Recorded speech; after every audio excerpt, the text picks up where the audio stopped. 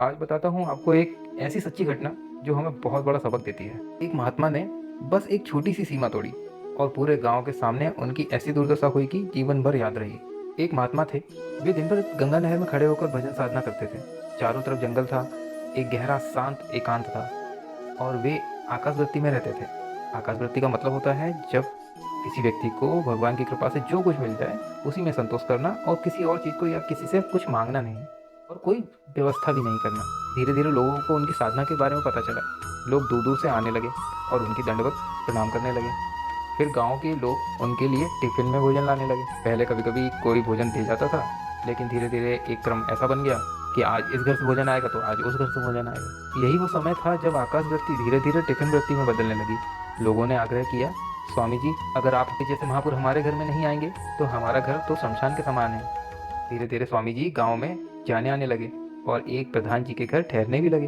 एक दिन पूरे गांव में रामलीला हो रही थी। सभी लोग रामलीला देखने चले गए। घर में केवल स्वामी जी और घर की नई बहू रह गए। कुछ देर बाद स्वामी जी बाहर के तखत पे जहाँ वो बैठा करते थे, वो वहाँ से उठकर घर में चले गए। उधर प्रधान जी भी बाहर कहीं गए थे, तो उनके मन में एक सामान्य सा विचार आया कि सब लोग गए हैं रामलीला में, तो चलो मैं एक बार घर पे देखा हूँ कि सब ठीक तो है। उनके मन में कोई शक नहीं था। वो एक सामान्य तौर से बस ये देखने के लिए अपने घर चले गए। जब वो घर पहुंचे तो उन्होंने बाहर तखत कर देखा तो महाराज जी भी नहीं थे। तो उन्हें लगा कि महाराज जी शायद चले गए हैं। तो उन्होंने जब दरवाज़ा खटखटाया तो दरवाज़ा भी नहीं खुला और अंदर से बातचीत की आवाज़ आ रही थी। तो वो घबरा गए। तुरंत वे रामलीला में गए और माइक से घोषणा कर दी, भाइयों, हमारे घर में कोई बदमाश घुस आया है।